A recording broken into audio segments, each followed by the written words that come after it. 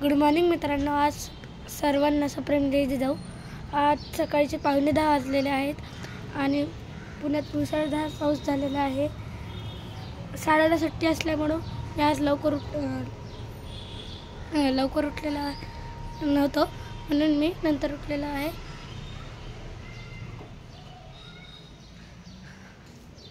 पुण्यात मुसळधार पाऊस आलता रात्री पण आणि काल रात्री पण सुरू होता। पप्पा, तुमचं कॉलेज 10, 10:30, 10, 10:15। अरे आज शाळेला सुट्टी आहे। कसं? आमच्या कॉलेजला पण सुट्टी आहे। आज मुसळधार पाऊस आहे। ठीक आहे, मी आताच मोबाईलवर चेक केलं वेदर रिपोर्ट, तर पाऊस सांगितला त्याच्यावर। हो। हा, आणि तू तरी कुठं शाळेला गेलाय? तर शाळेला काय गेला नाही तू? सुट्टी आहे ना आज। रामधन, सुट्टी आहे ना आज। मग सुट्टी आहे तर अभ्यास वगैरे करायचा। कुठे कुठे पाऊस पडलाय?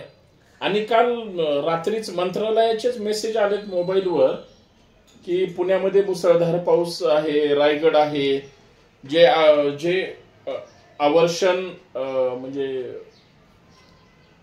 ज्या जिल्ह्यांना प्रचंड पावसाचा त्रास होणार आहे त्या जिल्ह्यामध्ये सुट्टी त्या ठिकाणी जाहीर केलेली आहे। पुण्यामध्ये पण? हा, पुण्यामध्ये पण। आणि धरणाच्या कडेला आणि नदीपात्राच्या या सगळ्या पट्ट्यामध्ये पाऊस जास्त पडतो, म्हणून तिथल्या लोकांना सतर्कतेचा सुद्धा इशारा दिलेला असेल साहजिकच आहे। ठीक आहे, मी आता तुझ्या शाळेची हे चेक करत होतो, तर त्याच्यावर त्यांनी स्पष्ट सूचना लिहिली की मुसळधार पावसाच्या पार्श्वभूमीवर शाळेस सुट्टी असण्याबाबत।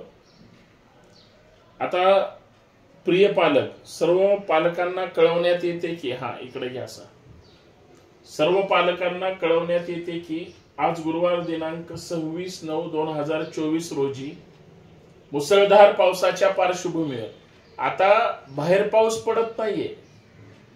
मागच्या वेळेस पण असंच झालं, सरकारने सुट्टी जाहीर केली पण पाऊसच नाही पडला। आता पण तसंच आहे की पुण्यातील सर्व शाळांना त्या ठिकाणी सुट्टी, आणि आमच्या कॉलेजला सुद्धा, आमचं लॉ कॉलेज सुद्धा जे आहे त्याला पण सुट्टी आहे। म्हणजे असं एकंदरीत सगळं आहे। म्हणजे आमच्या शाळेचे ग्राउंड सगळे वल्ले असतील आता? हो, ग्राउंडच काय, ते बाहेर बघ ना खिडकीतून, ते सगळं एकदम ओलं असेल, पाऊस असेल, झाडं वगैरे असतील, सगळ्यांना सुट्टी आहे। पण राज्याने सुट्टी जाहीर केली पण पाऊसच पडला नाही तर? आता सरकारला हवामान विभागानं जे काही सांगितलेलं आहे, हवामान विभागाने जो काही संदेश म्हणजे मेसेज दिलेला आहे, सरकार ते फॉलो करणार।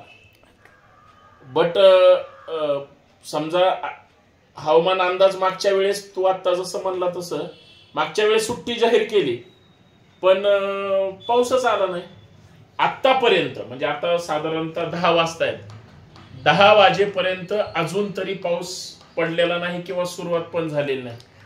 नाही पडला, सुट्टी जाहीर झाली, विषय संपला। 10च्या नंतर पाऊस पडणार। थांब, मी याच्यामध्ये मोबाईल मध्ये वेदर पाहतो। Weather weather weather weather weather location Google, कारण वेदर मध्ये तर स्पष्ट सांगितलं गेलं की पाऊस म्हणजे येणारच आहे किंवा पडेलच म्हणून, पण हवामानाचा तसा अंदाज काही फारसा असा वाटत नाही। त्याच्यामुळे आपण गुगल पाहू शकतो, म्हणजे की पाऊस किती येणार आहे किंवा किती काय होणार आहे, आणि मग त्याच्यावर बाकीच्या गोष्टी डिपेंड आहेत। पण ते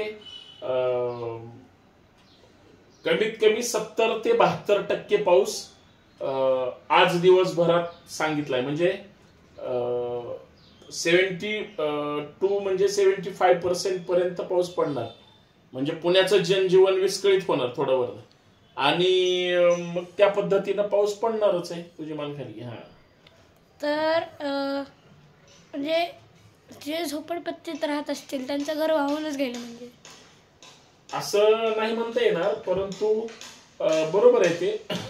स्लम एरियामध्ये जी राहतात, म्हणजे पुण्याची आपण लोकसंख्येचा जर विचार केला तर 40% लोक झोपडपट्टीला मध्ये राहतात आणि पुढची 60% लोक बिल्डिंग मध्ये राहतात. त्याच्यामुळे ती जी झोपडपट्टीत राहणार आहेत ते आता इथं पर्वतीला गेला, जनता वसाहत असेल, दांडेकर पूल असेल, या ठिकाणी असं डोंगराच्या असं उताराला आहे, तर ते वरून जर पाणी आलं किंवा वरून एखादं काही कोसळलं तर ते लोकांच्या घरावर पण जातं.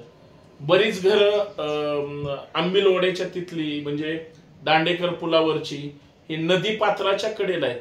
आता जर कात्रज पासून त्या कात्रज तलावाचं आलेलं पाणी हे पूर्ण म्हणजे बालाजीनगर, पद्मावती, तसंच वळून ते पर्वती दांडेकर पुलापर्यंत जातं. मागच्या 3-4 वर्षापूर्वी तर अक्षरशः ते सगळं वाहून गेलेलं होतं. वरच्या कात्रजच्या गाड्या इथं पद्मावतीला आपल्या अण्णाभाऊ साठे सभागृहाच्या तिथं त्या गाड्या पुलाखाली अडकल्या होत्या, इतक्या वाहून आल्या होत्या. तर ते जे म्हणजे कॅनलच्या किंवा नदी ओढ्याच्या आसपास राहणारी जी लोक आहेत त्यांना शासनाने, महानगरपालिकेने स्वतः स्पष्ट इन्स्ट्रक्शन दिलेले असतात की तुमच्या घराला धोका आहे, तुम्ही तिथून लांब त्या ठिकाणी राहायला जा. कारण घरात लहान मुलं असतात, घरात सगळं साहित्य असतं, वयस्कर मंडळी असतात. बरं, स्लम मध्ये काम करणारी सगळी हातावर का म्हणजे दुसऱ्याच्या इथं काम करायला जाणारी मजूर लोक असतात, तर मग त्यांना तो त्रास होतो. म्हणून ते झोपडपट्टीत तर विशेष काळजी घेतली जाते, त्यांना इकडे तिकडे पळवलं जातं, म्हणजे जागा दिली जाते. पण मी जेव्हा शाळेत जाताना जो तळजाईचा रोड लागतो तिथं मी लयच पॅलेस बघितलेत, म्हणजे बंगल्यासारखे छोटे छोटे, आणि ते असे खाली आहेत, म्हणजे वरती पुलासारखेच आहे पण ते खाली आहेत. नाही, तीच परिस्थिती आहे. ज्याचे बंगलो आहेत त्या बंगलोवाल्यांना इंजिनियर आणि आर्किटेक्टनी बनवतानाच ते व्यवस्थित बनवलेलं असतं, त्याचा काही प्रॉब्लेम नाही. पण त्याच्या आसपास जी बाकीची छोटी छोटी घरं असतात, आता तू शाळेचं तुझ्या उदाहरण दिलं, शाळेला रस्ता नीट नाही, पाऊस पडला तर चिखल होतो आणि मग शेकडो मुलं तिथून म्हणजे किती 400-500 1000 2000 मुलं असतील, मग त्या चिखलातून जातात. ज्यांच्याकडे व्हॅन आहे त्यांचं ठीक आहे, पण जे आई वडील सोडायला येतात किंवा स्वतः चालत वगैरे जातात तर त्यांना प्रचंड त्रास येतो. तिथे सायकलवाले पण स्लिप होतात, हा, चालत येणारे घसरतात. बर, संध्याकाळी त्या रस्त्याने जाणारे येणारे जे आसपास राहणारी लोक आहेत, इकडचा तिकडचा घरातला कचरा तिथं आणून टाकतात. सकाळी ज्यावेळेस तिथून तुम्ही जाता येता, आता माझा सुद्धा तोच रस्ता आहे, तर इतका म्हणजे वासघाण असतो. म्हणजे पुण्यात लोक खेडेगावात राहत असल्यासारखं किंवा झोपडपट्टीत राहत असल्यासारखं प्रचंड घाण करतात. म्हणजे त्या झोपडपट्टीत राहणाऱ्याला सुद्धा त्रास त्या सगळ्या घाणीचा कुणामुळे होत असतो, तर शेजाऱ्या पाजाऱ्या लोकांमुळे. म्हणून तसं मी म्हटलं, तर ती लोक काळजी घेत नाहीत आणि मग आजारही पडतात, मग ताप, खोकला, वेगळे वेगळे आजार होतात त्यांना. पण आपल्या पुण्यामध्ये कित्येक डस्टबिन आहेत, तिथं का नाही टाकत? नाही, टाकायला पाहिजे डस्टबिन मध्ये, परंतु ते काळजी घेत नाहीत ना. कधीच कचरा म्हणजे पूर्वी कचरा कुंड्या होत्या, आता बंद केल्या कचरा कुंड्या. तर त्या कचरा कुंड्यामध्ये कचरा टाका म्हणलं तर लोक साईडला कचरा फेकून जातात. आता लोक इतकी विचित्र आहेत, लोक सुधरत नाहीत, लोकांना डोकं नाही. आणि मग आता आज मुसळधार पाऊस सांगितला, तो घाण कचरा ओला होतो, वरून पाऊस पडतो, चिखल त्या ठिकाणी साठतो, प्रचंड दुर्गंधी त्या ठिकाणी निर्माण होते आणि मग त्याचा परिणाम आपल्या आरोग्यावर होतो. आणि मग मध्ये जसं कोरोना आला, स्वाईन फ्लू आला, वेगळे वेगळे आजार येतात, मग माणसं आजारी पडतात. लोकच काळजी घेत नाही तर करणार काय ना. पण जो तो रोड आहे तर एक दिवस होता, 8वा महिना चालू होता आणि काय झालं, आम्ही शाळेला जात होतो, म्हणजे मागच्याच महिन्यात. हा, मागच्याच महिन्यात. तर असला घाण वास आलता तिथून, तो आमच्या शाळेच्या 3ऱ्या का 4थ्या मजल्यापर्यंत येत होता. हा, मग मी तेच म्हटलं की त्या घाणीचा इतका दुर्गंध वायू सुटतो की तो दुसऱ्याचं आरोग्य त्या ठिकाणी धोक्यात आणतो, त्याची काळजी घेतली पाहिजे. लोकांना कळत नाही. आता बघा, सरकारला माहित होतं, प्रशासनाला, की आज पाऊस पडणार आहे किंवा आता दिवसभरात पडेल, ते काय कधीही पडू शकतो. तर त्याने अगोदरच काळजी घेतली का नाही? लोकांना मेसेज केले, सूचना, बातम्या, प्रत्येक कलेक्टरने पत्र काढलं की पाऊस भरपूर पडणार आहे, मुसळधार पडणार आहे, कुणीही घराच्या बाहेर काम नसेल तर पडू नका, शाळेमध्ये सुट्टी जाहीर केलेली, जाऊ नका. मग शाळा असतील, कॉलेज असतील, त्या सगळ्यांना सुट्टी दिली, कारण तिथं भरपूर संख्येने लोक असतात. तर तसं म्हणजे काळजी घेतली पाहिजे, काही सूचनांचं पालन केलं पाहिजे, नियमांचं पालन केलं पाहिजे. लोक करत नाहीत ह्या सगळ्या गोष्टीला. असं पण मी काल जाताना मी मागं होतो आणि माझा मित्र पुढं होता. तो आम्हाला कळलं पण नाही कसं स्लिप झाला, झटक्यातच झाला डायरेक्ट. चिखल असतो किंवा मुरुम टाकलेला, त्याची दगडी वर आलेली असतात आणि मग पाणी साठलेलं असतं, कळत नाही. सगळा रस्ता ओला झालेला असतो. आता तुम्ही लहान मुलं वेगळ्या वेगळ्या साध्या चपला घालता, त्याला खाली म्हणजे ग्रीप नसते, मग ते सटकतं, पडतं.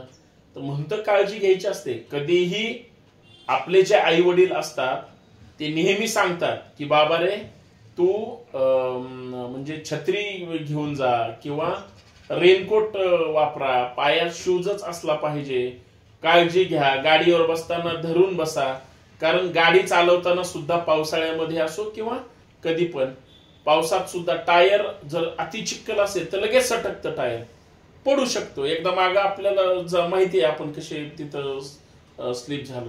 तर ते म्हणून काळजी घ्यायची असते, कारण अनुभव हा प्रत्येकाला वेगळ्या वेगळ्या पद्धतीने आलेला असतो.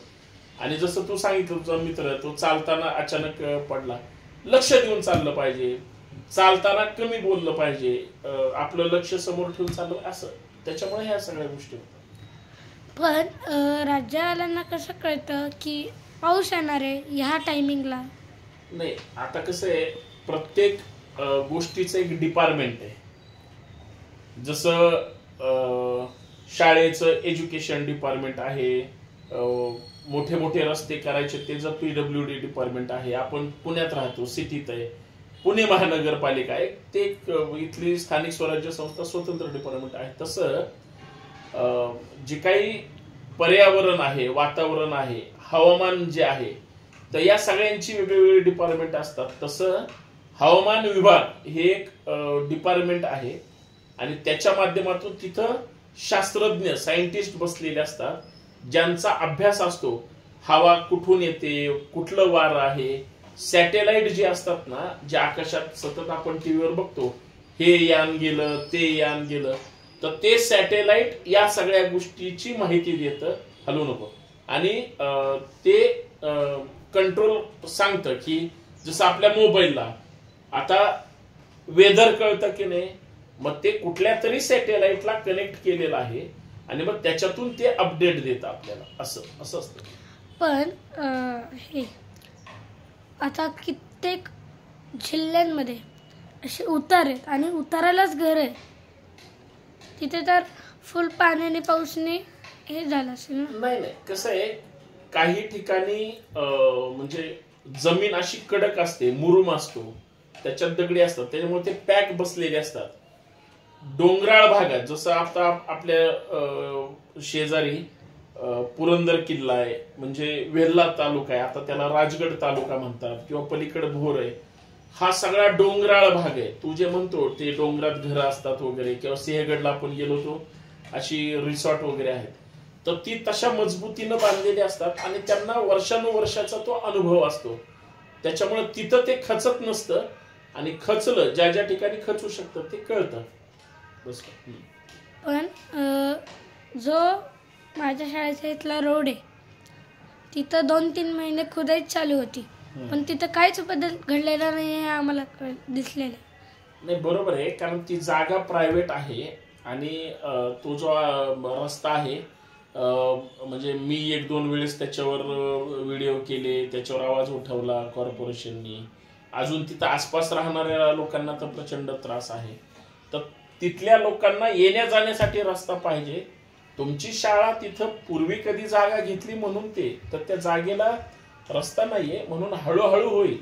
महानगरपालिकेकडे वारंवार पत्रव्यवहार तक्रारी केल्यानंतर तिथं रस्ता होईल. त्यावेळेस मात्र तिथं तुम्हाला ते रस्ता होईल. आणि त्यासाठी मग सगळ्यांनी आवाज उठवला पाहिजे. शाळा असून सुद्धा तिकडे पलीकडे बिल्डिंग वगैरे मोठे मोठे काम सुरू आहेत. मोठ्या मोठ्या ट्रक जातात येतात, ते लोडेड असतात, ते मटेरियल असतात, त्यामुळे तो रस्ता खचतो. असं जो रोड आहे पण लय छोटा आहे. तिथे समोरून 4 व्हीलर आली आणि 4 व्हीलरच्या समोरून ट्रक आला तर जाम होतं, ते जाम झालं. पण जे तो रोड आहे तो स्लिपरी रोड आहे म्हणून ट्रक आणतात, टेम्पो तर आणतात, नाहीतर 4 व्हीलर तरी आणतात. स्कूटी पण म्हणजे ती आणलीच नाही पाहिजे का की तिचं स्लिप होते लय चान्सेस. बरोबर, हरकत नाही, जाऊ दे. काय चालायचं त्याच्यावर आपण काहीतरी केलं पाहिजे. धन्यवाद. घे सगळ्यांना मान. सगळ्यांना धन्यवाद. थँक्यू. जाऊ.